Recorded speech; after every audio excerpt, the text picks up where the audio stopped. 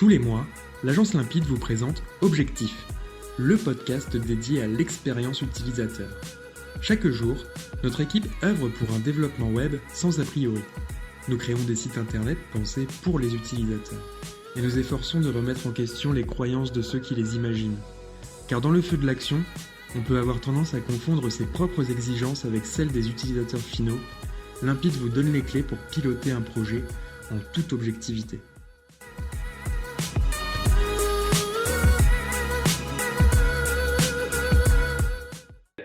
Laetitia, bonjour. Bonjour. Merci de participer à cette interview objective. Est-ce que tu peux te présenter, s'il te plaît? Merci. Déjà, merci de me recevoir aujourd'hui.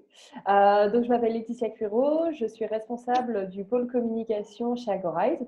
Et Agorize, en fait, c'est une plateforme web où on organise des concours d'open innovation à destination, en fait, de différents publics, donc étudiants, start-up ou développeurs, et où on met en fait en lien ces communautés-là avec des entreprises, des grands groupes qui recherchent des nouveaux talents pour les embaucher, pour travailler avec eux. Ça peut être par exemple des étudiants pour un stage, une alternance, un premier emploi, ou des startups pour repérer justement des entreprises avec lesquelles elles souhaiteraient travailler ou voire même incuber au sein de leur incubateur. Top, Voilà, en gros. merci, c'est clair. Alors sur cette saison 1, comme tu le sais, comme les gens qui nous regardent le savent, on travaille on tourne autour de la question du confinement avant-après. Comment ça s'est passé chez Agorize, le confinement, en termes d'organisation? Quelles ont été les conséquences de votre côté? Ok. Alors en termes d'organisation, c'est vrai que comme beaucoup d'entreprises, on a été un peu confinés du jour au lendemain, hein, donc il a fallu s'adapter assez rapidement. On a très vite, comme on est une plateforme web, l'avantage c'est que notre activité nous permet aussi d'en faire une partie en ligne. Donc, on a commencé à mettre en place au tout début du confinement le travail en équipe, mais plutôt à distance. On a mis en place certains outils. On a fait en sorte aussi d'avoir des plannings qui permettent à tout le monde de pouvoir travailler aussi en même temps et de pouvoir collaborer ensemble. Après, c'est vrai que ça a été un peu quand même challengeant cette période-là, surtout parce que on travaille beaucoup avec les écoles de l'enseignement supérieur. Donc, on fait pas mal de présentations en classe. On organise des journées de l'innovation. Il y a toute une partie événementielle qui du coup, du jour au lendemain a été annulée et où il a fallu s'adapter, tant nous que du coup, nos clients qui sont les écoles, à faire justement, l'objectif, c'était ensuite de faire tous ces événements-là en ligne. Mais bien évidemment, ça a pris quelques semaines avant de pouvoir organiser tout ça. Et du coup, voilà, c'est vrai que ça a été assez challengeant, surtout au début. Et puis, très rapidement, on a pris le pli. Et maintenant, ça va faire déjà plusieurs mois que cette période-là est passée. Mais on continue à bien collaborer en ligne ensemble. Et c'est vrai qu'on voit de belles évolutions, justement, au fur et à mesure des mois qui sont passés. Ouais, c'est vrai que nous, chez Limpide, on travaille aussi pas mal avec des écoles ou des concours. Donc, on travaille avec Passerelle, le SC Clermont, l'Industrie. Et c'est marrant parce que c'est un secteur où on recrute beaucoup d'étudiants par le biais de l'événementiel, des salons.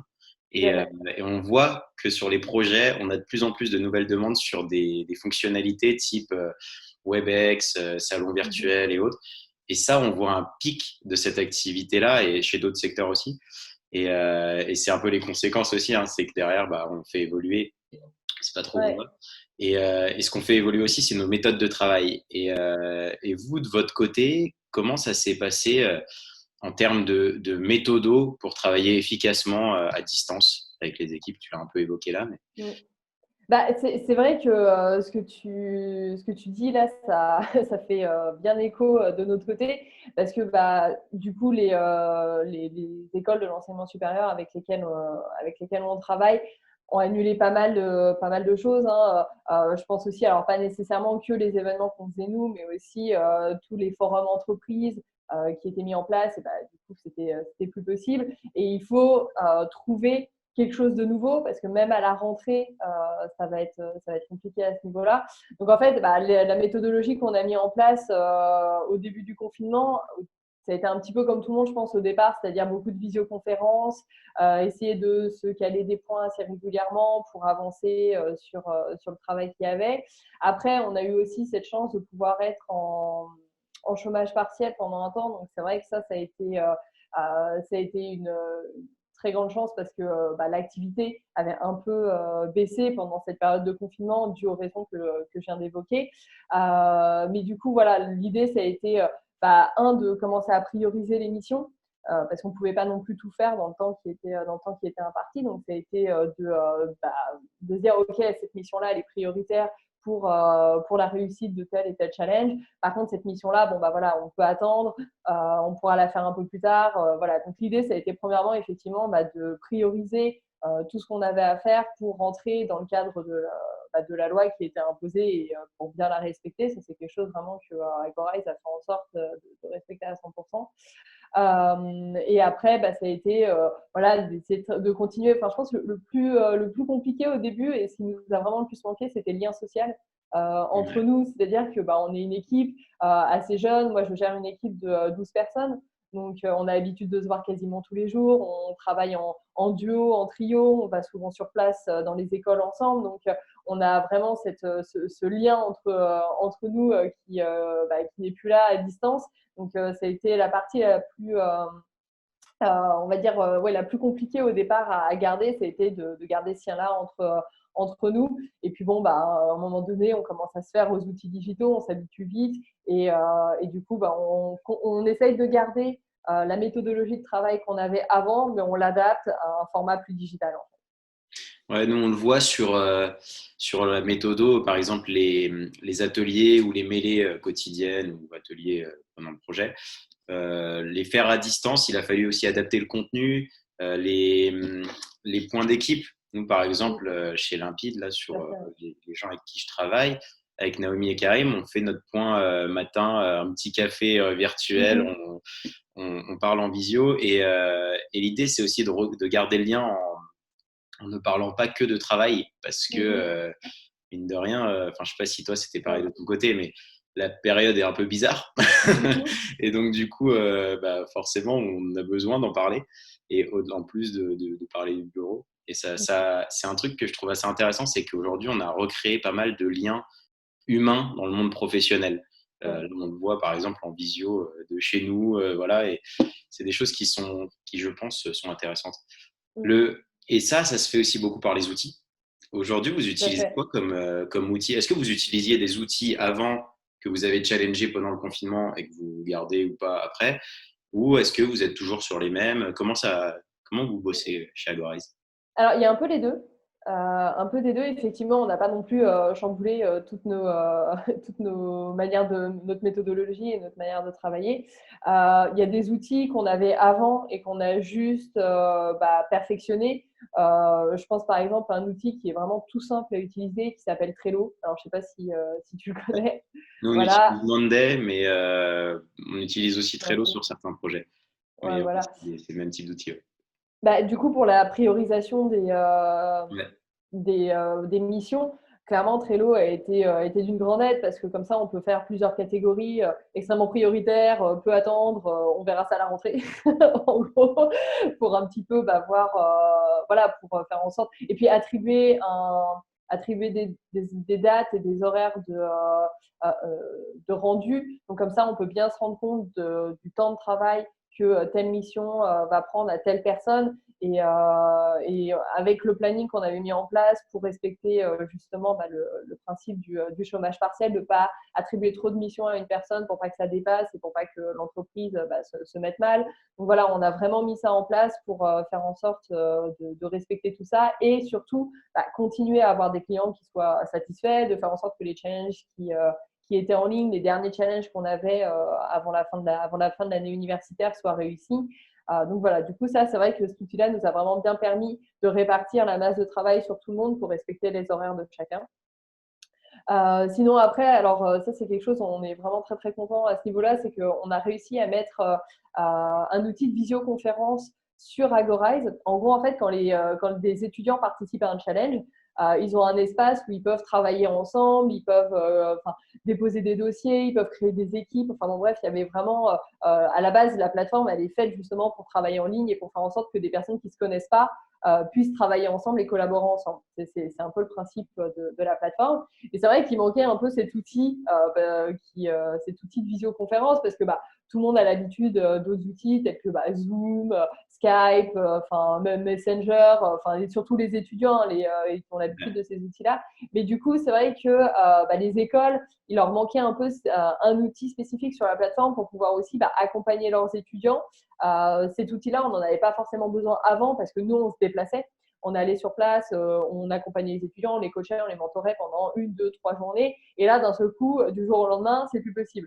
Donc, très rapidement, et franchement, c'était vraiment la super bonne nouvelle du début de confinement. Et comme tu l'as dit, c'était une période un peu bizarre où du coup, les bonnes nouvelles étaient tellement étaient un peu très appréciées, on va dire.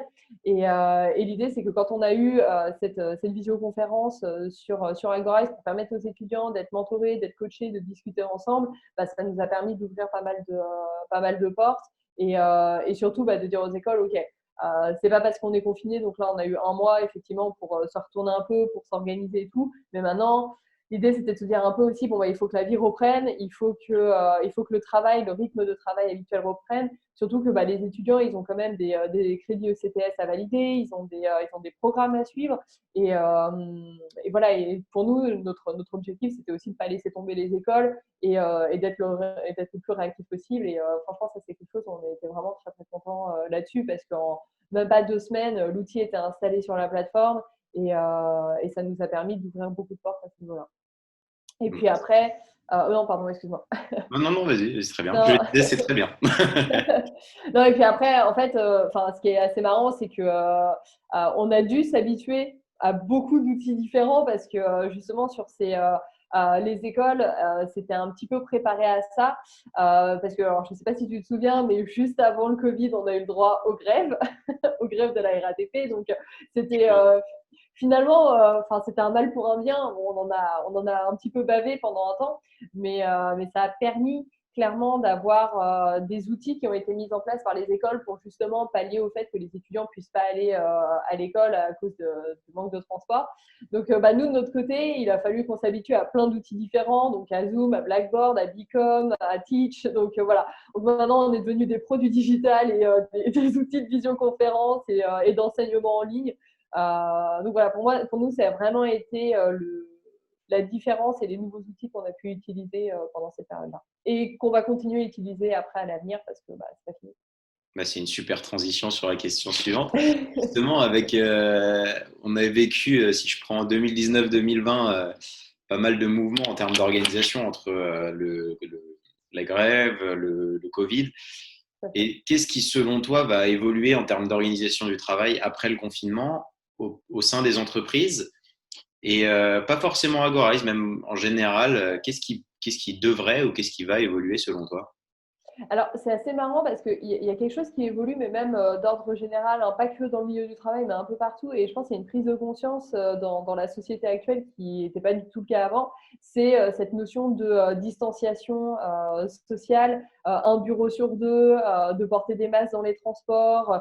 Et en fait, c'est le nombre de fois où on a eu un collègue qui arrivait malade au bureau et l'idée, c'était de se dire, peu importe que j'ai la grippe, que j'ai 39 de fièvre, tant pis, je vais travailler. Et c'était un peu valoriser cette partie-là en fait au travail, c'est-à-dire que les managers c'était souvent même s'il est malade il est venu et puis l'idée c'était aussi de se dire voilà, je prouve mon intérêt pour l'entreprise en faisant passer les besoins de l'entreprise avant mes besoins personnels, alors qu'en réalité le seul effet que ça a de venir en étant malade en entreprise, c'est juste que vous allez contaminer tout le monde et qu'au final, au lieu d'avoir une personne malade qui est tranquillement chez elle et qui à la limite, même si elle veut travailler de chez elle, il n'y a pas de souci, mais voilà, au lieu d'avoir ça, vous allez avoir une équipe de 12 personnes qui va aller après ensuite contaminer tout le reste de l'entreprise. Et en fait, je pense que ça, pour moi, c'est le premier gros changement de mentalité, c'est de se dire, OK, maintenant, tu es malade, non, reste chez toi. Ça paraît c'est dommage qu'il y ait eu besoin d'un virus qui malheureusement a fait de très gros dégâts, mais je pense que c'est quelque chose qu'on aurait pu clairement juste réfléchir un peu avant et se dire, bah non, tu es malade, tu restes chez toi, tu vas voir le médecin ou à la limite, si tu as juste un petit rhume ou autre, bon, bah, tu peux travailler de chez toi, il n'y a pas de souci. Mais viens pas contaminer les autres. Donc ça, je pense que c'est la première chose. Et on le voit d'ailleurs sur un autre penchant très français du travail, c'est les horaires. En France, on est très à cheval sur, enfin moins maintenant, selon, ça dépend des entreprises, mais certaines entreprises sont encore à cheval sur ouais, il faut rester tard et tout ça, alors qu'aux États-Unis, c'est plutôt l'inverse. Si on part après 15 heures, c'est qu'on travaille mal, quoi. Et ça, je pense que ça peut aussi évoluer parce que bah, on le voit avec le télétravail, les projets avancent, les choses se passent. Et avec tous les outils qu'on a cités juste avant, on voit que ça avance. Et je pense que c'est aussi quelque chose qui peut évoluer là-dessus, qui devrait d'ailleurs évoluer et qui est intéressant. Et pareil, en termes d'organisation des bureaux aussi, on parlait avec un partenaire l'autre jour là, sur un projet. Il nous disait que lui, il avait fait le virage extrême de on ferme nos bureaux et maintenant on est 100% remote avec un bureau quand même pris chez Morning Coworking pour quand même faire des réunions d'équipe, des choses comme ça. Mais eux, ils sont passés en full remote et du coup, une équipe donc, ils passent de 200 mètres carrés à une équipe de je sais plus, je crois qu'ils sont une vingtaine à peu près et ils passent à 100% remote à tourner comme ça. Donc, on voit que ça évolue et que ce virage, il a été un peu forcé, mais je pense qu'on peut faire des choses intéressantes derrière et qu'on rentre dans cette relation plus humaine, justement, du travail, quoi. Ah non, mais enfin, 100% d'accord avec toi sur ce point de vue-là. Et ici, bah, ça va être à peu près la même chose, c'est-à-dire on a un bâtiment entier pour nous, à peu près 300 ou 400 mètres carrés. Enfin, je ne saurais pas dire le chiffre exact, mais l'idée, c'est de se dire, bah oui, mais autant. Enfin, il y a d'autres petites startups, d'autres boîtes qui cherchent des bureaux, autant leur louer un étage ici et puis mettre une partie de toute manière. Eux, ils seront partis en remote, nous, on sera partis en remote. Donc, en fait, les bureaux ne seront pas 100% utilisés. Je pense qu'en règle générale, on utilise peut-être 15-20% des bureaux parce que entre les commerciaux qui sont toujours en déplacement pour aller dans des rendez-vous clients. Là, je prends le cas d'Agorize. Nous, on a tout un pôle où on est tout le temps en déplacement dans les écoles aussi. Donc, effectivement, parfois, il y a des bureaux qui peuvent être inoccupés un certain temps dans l'année. Autant faire en sorte de les rentabiliser au maximum. Et puis, effectivement, ça va permettre aussi aux entreprises qui réalisent en ce moment qu'il y a de véritables économies qui sont possibles de faire justement sur la location de certains bureaux. Et le remote permet ça. Et sans parler aussi, honnêtement, quand vous ne faites pas 2 heures de transport dans la journée, forcément, vous êtes aussi plus efficace parce que vous n'êtes pas fatigué. Enfin, combien de fois ça nous est arrivé, il est 8 heures du matin, vous êtes déjà serré comme une sardine dans un métro qui est bondé, il fait 30 degrés dehors, il en fait 45 dans le métro. Enfin, vous arrivez, vous êtes dans un état, vous êtes plus fatigué qu'après une journée de travail à domicile. Donc, voilà. Effectivement, il y a un véritable changement qui est enclenché et heureusement. Et ça, on le verra dans les mois à venir. Ouais, tout à fait. Merci Laetitia d'avoir pu échanger avec nous pour cette interview objective. Et n'hésite pas à suivre la prochaine saison qui sera plutôt orientée sur du product management, qui pourrait intéresser aussi les équipes Agorize. Et aux gens qui nous écoutent, n'hésitez pas à voir nos prochaines interviews qui arrivent bientôt. Merci. Parfait. Merci beaucoup. Merci. Au revoir.